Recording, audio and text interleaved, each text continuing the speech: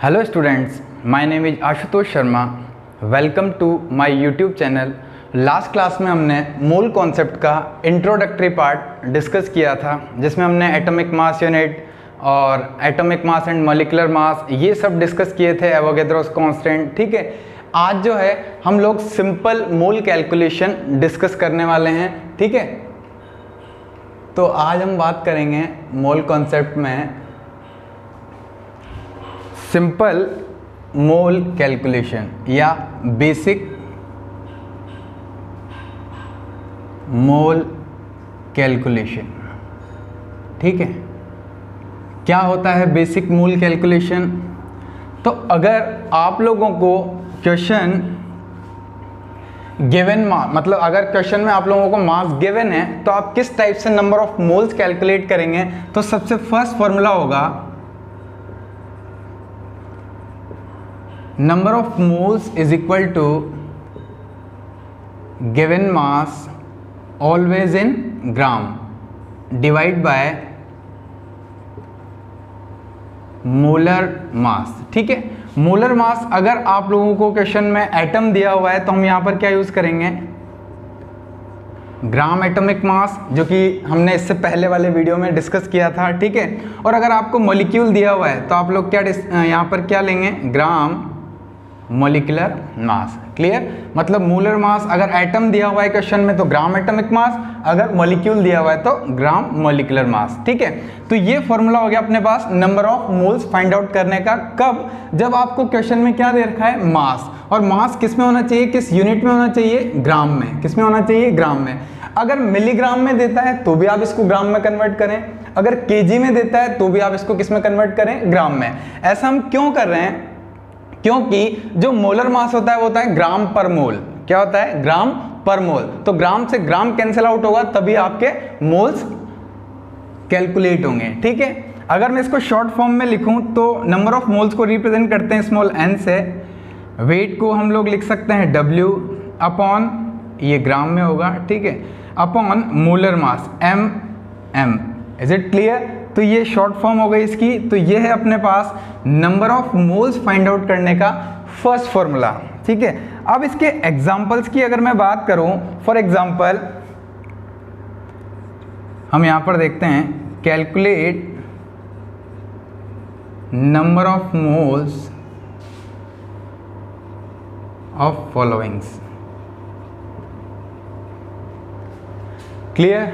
अब देखो जो फर्स्ट क्वेश्चन है वो क्या है अपने पास, 48 मिलीग्राम ऑफ मैग्नीशियम।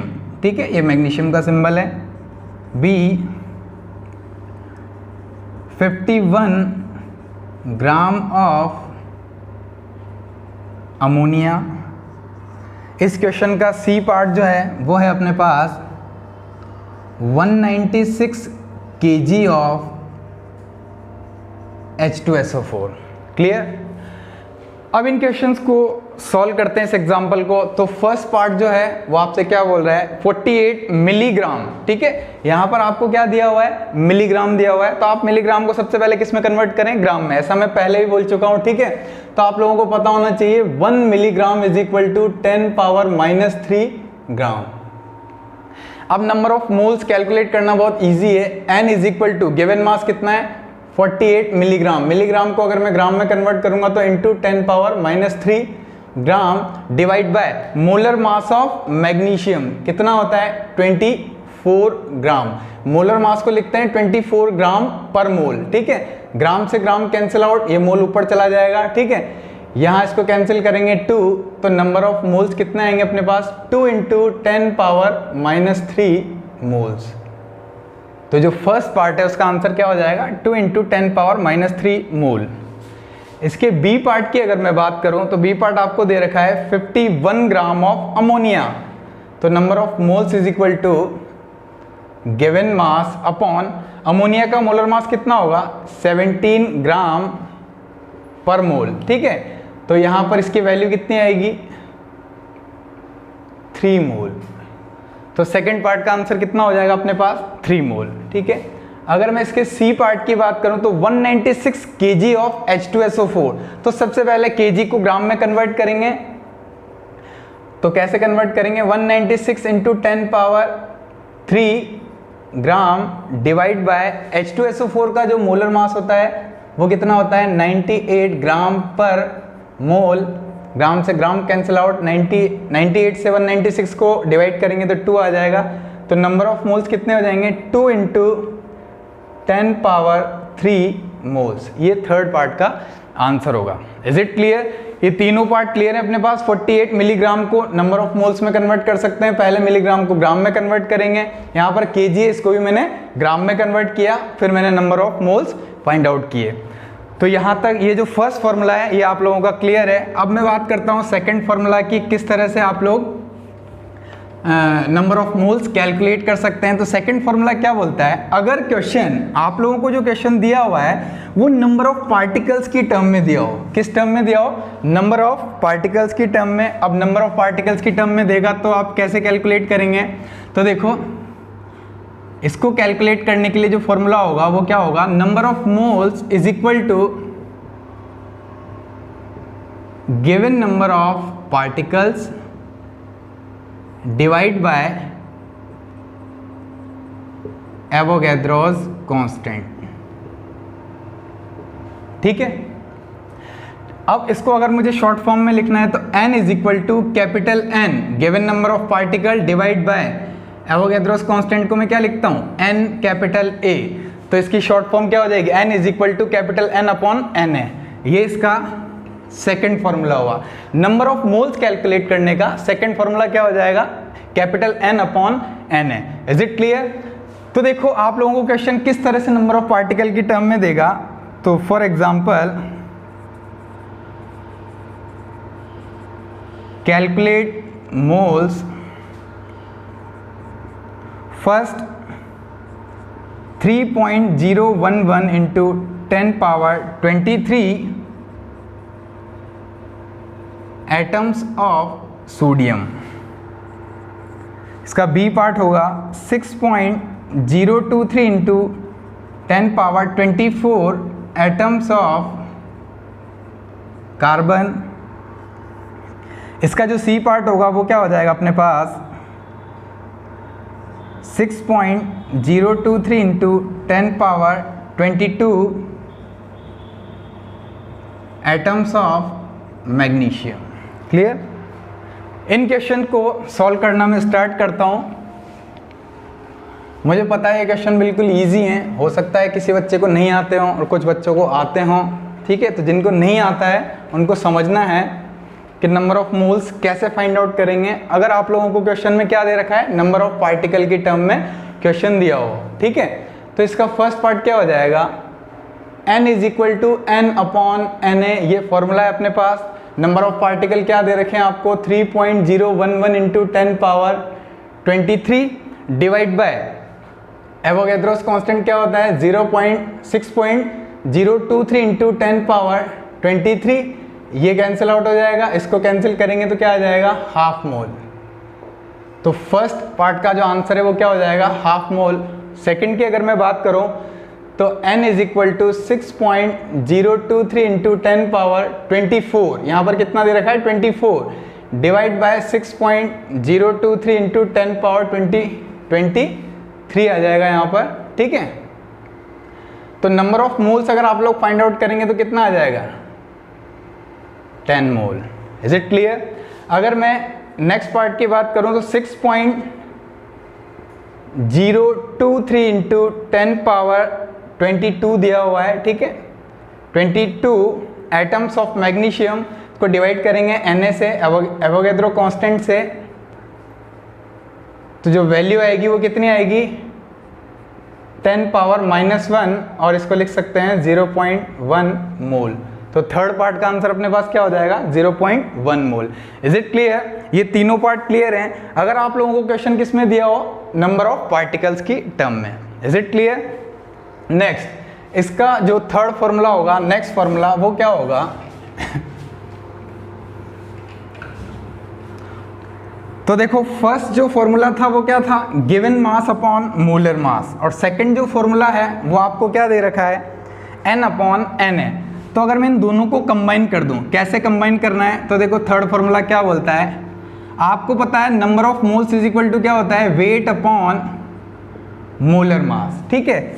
और number of moles is equal to और क्या होता है, n अपॉन n है। क्या मैं इक्वेशन 1 से n की वैल्यू यहाँ पर पुट कर सकता हूँ, ठीक है। तो जब मैं वैल्यू पुट करूँगा तो क्या आ जाएगा अपने पास, next formula weight upon molar mass is equal to n upon n। यहाँ पर जो आप लोगों को क्वेश्चन दिया होगा वो इनडायरेक्ट फॉर्म में दिया होगा, ठीक है। देखो यहाँ पर अगर मैं बात करूँ n है तो ये क्या होगा, कांस्टेंट।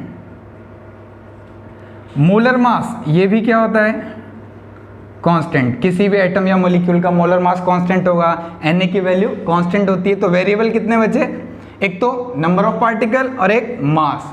तो होगा क्या, अगर आप लोगों को नंबर ऑफ पार्टिकल देगा तो मास पूछेगा, और अगर मास गिवन होगा तो नंबर ऑफ पार्टिकल पूछेगा।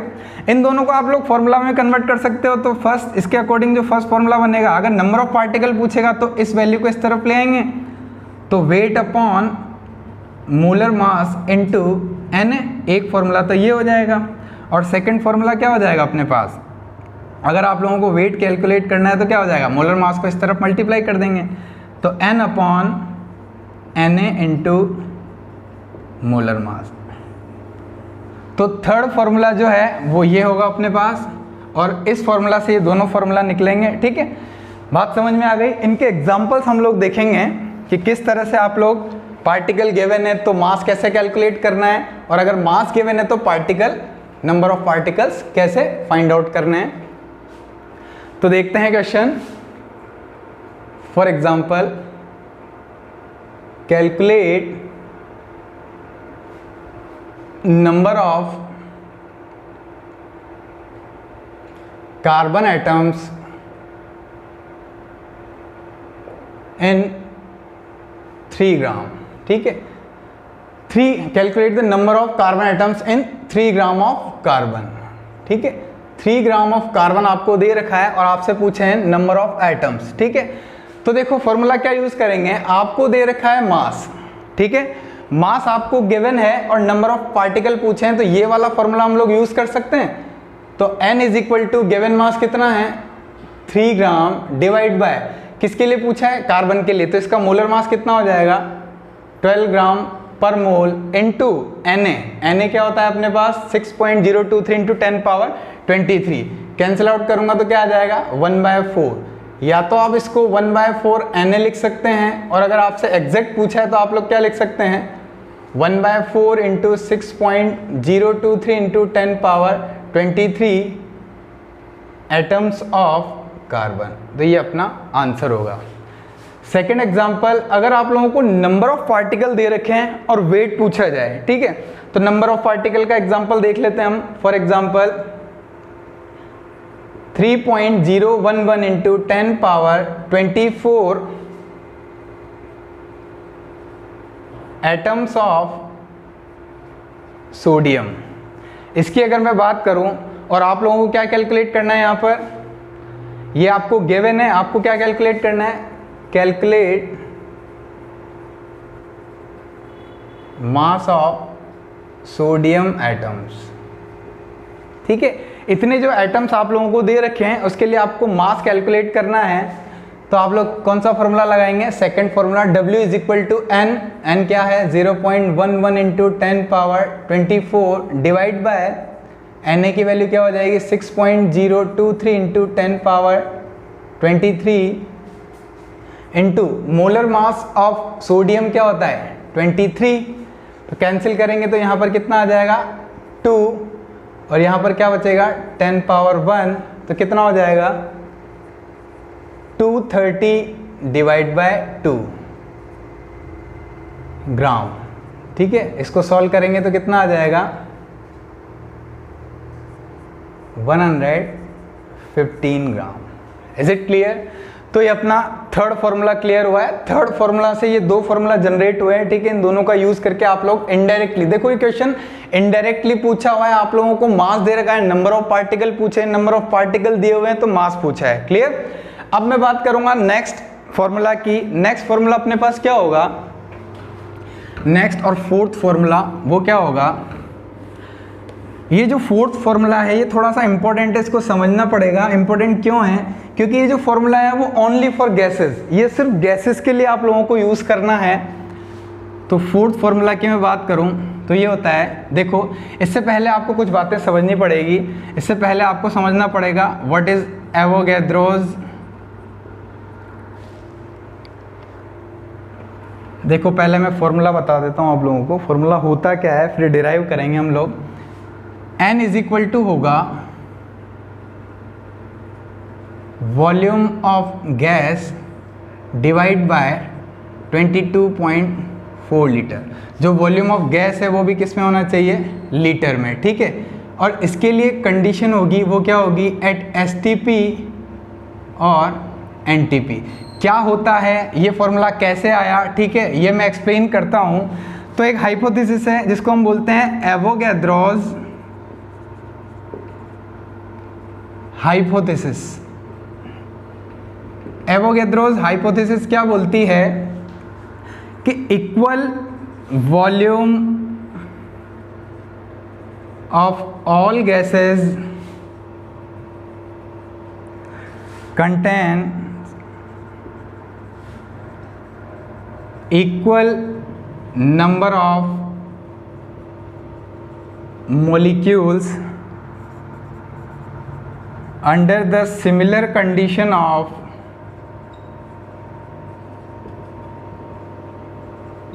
temperature and pressure। temperature and pressure क्या मतलब होता है इसका, ठीक है। इसका मतलब समझते हैं, ये क्या कहना चाह रहा है। एवोगैड्रो हाइपोथेसिस होती क्या है, ठीक है। इसी हाइपोथेसिस के अकॉर्डिंग आप लोग ये फॉर्मूला समझ सकते हैं कि ये फॉर्मूला कहना क्या चाहता है, ठीक है, कहाँ से आया। तो देखो अगर मैं आप लोगों से कहूँ for example equal volume of all gases, अगर मैं लेता हूँ यहाँ पर CO2 और यहाँ पर लेता हूँ मैं अमोनिया गैस NH3, ठीक है, दोनों का वॉल्यूम इक्वल है। मान लेते हैं इसका वॉल्यूम V है और इसका वॉल्यूम भी क्या है? V। दोनों का इक्वल वॉल्यूम है, तो दोनों के इक्वल वॉल्यूम में नंबर ऑफ पार्टिकल्स भी क्या होंगे? इक्वल होंगे। इसमें भी नंबर ऑफ पार्टिकल्स n होंगे और इसके भी number of particle. Number of particle मतलब गैसेस के लिए मॉलिक्यूल टर्म यूज करते हैं, तो इसके भी नंबर ऑफ मॉलिक्यूल क्या होंगे? इक्वल होंगे, और इसके भी नंबर ऑफ मॉलिक्यूल क्या होंगे? इक्वल होंगे। लेकिन कंडीशन क्या होनी चाहिए? Under the similar condition of temperature and pressure. दोनों में से कोई एक भी कंडीशन चेंज होगी तो नंबर ऑफ मॉलिक्यूल्स भी क्या हो जाएंगे? चेंज, ठीक है। बात समझ में आ रही है? अब देखो ये कहना क्या चाहता है, आपको सपोज करना है, सपोज दैट इसके 10 लीटर में या इसके 1 लीटर में, किसके? CO2 का भी 1 लीटर है और NH3 का भी 1 लीटर है और कंडीशन सिमिलर है। ये हम इमेजिन कर रहे हैं, ऐसा होता नहीं है। तो मैं बोल सकता हूँ इसके 1 लीटर में, CO2 के 1 लीटर में भी क्या होगा? मान लेते हैं 10 मॉलिक्यूल्स हैं और इसके भी 1 लीटर में कितना होगा? 10 मॉलिक्यूल्स, ठीक है। तो जब फाइंड आउट किया गया तो इन्होंने क्या किया? कंपेयर किया कितने मॉलिक्यूल से? 6.023 into 10 power 23 molecules of all gases, ठीक है, ऑक्यूपाइड 22.4 लीटर वॉल्यूम। तो आपको पता है इतने नंबर ऑफ मॉलिक्यूल्स का मतलब क्या होता है? 1 मोल। इट मींस ये जो वॉल्यूम आया, मैं इसको क्या बोल सकता हूं? इस वॉल्यूम को मैं बोल सकता हूं मोलर वॉल्यूम। बात समझ में आ रही है? इस वॉल्यूम को मैं क्या बोल सकता हूं? Molar volume. इट मींस सभी गैसेस के लिए, लेकिन कंडीशन क्या होनी चाहिए? एट एसटीपी और एनटीपी। इस वॉल्यूम के लिए इतने नंबर ऑफ पार्टिकल्स का वॉल्यूम ये 22.4 लीटर कब होगा? जब कंडीशन क्या होगी? एसटीपी और एनटीपी। व्हाट इज एसटीपी और एनटीपी? एसटीपी का मतलब होता है स्टैंडर्ड टेम्परेचर एंड प्रेशर और एनटीपी का मतलब होता है नॉर्मल टेम्परेचर एंड प्रेशर, ठीक है। एसटीपी मतलब क्या हो जाएगा? स्टैंडर्ड टेम्परेचर एंड प्रेशर, ये तो फुल फॉर्म हो जाएगी एसटीपी की, और एनटीपी की फुल फॉर्म क्या होगी? Normal temperature and pressure. ठीक है, तो इन कंडीशंस पर इतने मॉलिक्यूल्स ऑफ ऑल गैसेस, कोई भी गैस हो, ठीक है, उसके अगर इतने मॉलिक्यूल्स है तो वो कितना वॉल्यूम ऑक्यूपाई करेगी, 22.4 लीटर। Is it clear?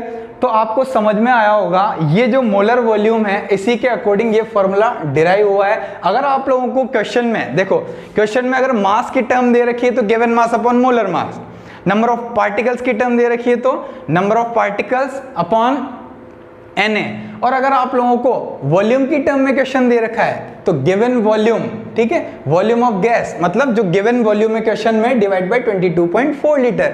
अगर ये लीटर में है तो यहां पर भी लीटर में है, अगर ये ml में कन्वर्ट होगा तो वॉल्यूम ऑफ गैस जो आपको गिवन है वो ml में होगी, तो ये भी ml में हम कन्वर्ट कर सकते हैं। Is it clear? तो देखो मैं इसको एग्जाम्पल के थ्रू एक्सप्लेन करता हूं कि कैसे आप लोग कैसे आप लोगों को क्वेश्चन मिलेगा और आपको कैसे सॉल्व करना है। ठीक है, तो देखते हैं आगे। फॉर एग्जाम्पल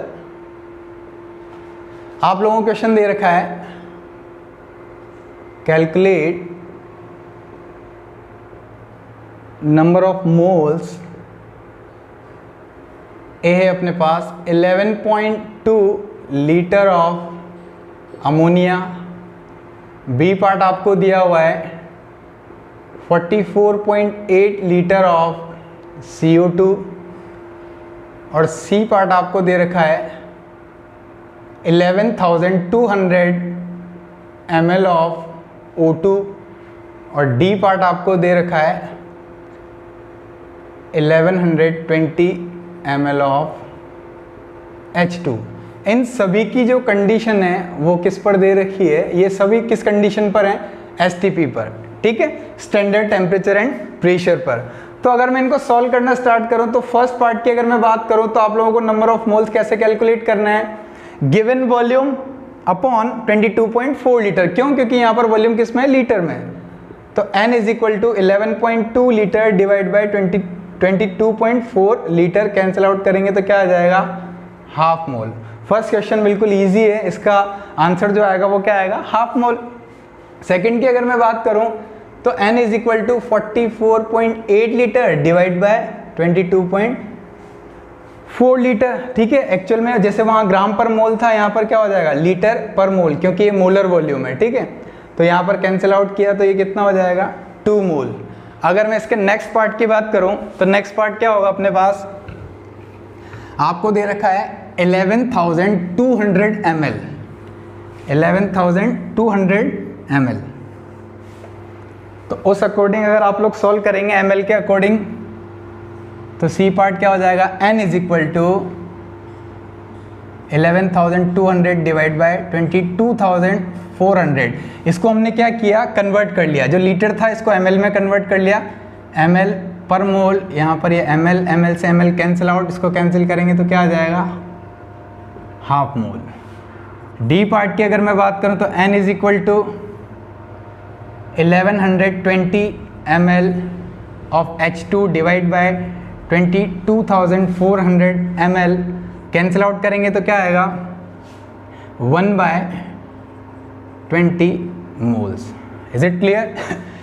ये चारों क्वेश्चन क्लियर है आप लोगों को? ठीक है, नंबर ऑफ मतलब जो वॉल्यूम की टर्म में अगर क्वेश्चन आता है तो नंबर ऑफ मोल्स इस तरह से फाइंड आउट करेंगे। अब देखो अगर मैं फिफ्थ फॉर्मूला इससे रिलेट करूं, किससे, वॉल्यूम वाले फॉर्मूला से, तो कैसे रिलेट कर सकता हूं, देखो n is equal to V upon 22.4 litre और number of moles is equal to क्या होता है, वेट अपॉन मोलर मास। तो आप लोगों को क्या कर सकता है, वो गैस का वॉल्यूम देगा और गैस का मास पूछ लेगा। क्लियर? तो मैं इसको दोनों को यहाँ से n की वैल्यू अगर मैं यहाँ पर पुट कर दूँ तो फॉर्मूला क्या बनेगा, V is equal to 22.4 litre is equal to weight upon molar mass. Weight भी दे सकता है गैस का और वॉल्यूम पूछ सकता है, और वॉल्यूम देगा तो वेट पूछ सकता है, क्योंकि ये दोनों तो क्या हैं, कांस्टेंट हैं। इसी के अकॉर्डिंग अगर मैं बात करूँ n इज इक्वल टू फिर से क्या है, V upon 22.4 litre divide bye, और अगर मैं यहाँ पर नंबर ऑफ पार्टिकल की टर्म में बात करूँ तो n अपॉन n है। इन दोनों को अगर मैं कंबाइन कर दूँ तो एक नया फॉर्मूला बनेगा, वो क्या हो जाएगा, V upon 22.4 litre is equal to n upon n है। तो ये सारे फॉर्मूलाज जो हैं इनके थ्रू आप लोग बेसिक मोल कैलकुलेशन कर सकते हैं, ठीक है। अब मैं लास्ट में वाई मैप की बात करता हूं ताकि आप लोग डायरेक्ट इसको रिलेट कर सकें।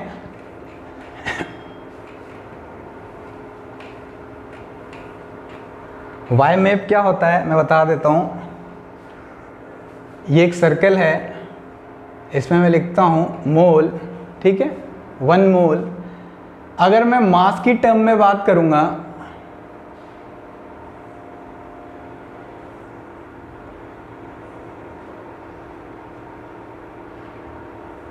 वॉल्यूम की टर्म में बात करूंगा, ठीक है, तो आपको क्या करना है, तो देखो अगर आप लोगों को मास की टर्म में मोल को मास में लेके जाना है तो आप क्या करेंगे, मल्टीप्लाई बाय मोलर मास। अगर आप लोग 1 मोल को किसी भी एलिमेंट के या कंपाउंड के 1 मोल को मास में कन्वर्ट करना है तो आप क्या करेंगे, मल्टीप्लाई बाय मोलर मास, ठीक है। और अगर आप लोग मास को मोल में कन्वर्ट करना चाहते हैं तो आप क्या करेंगे, डिवाइड बाय मोलर मास, ठीक है। तो ये बात हुई मास की।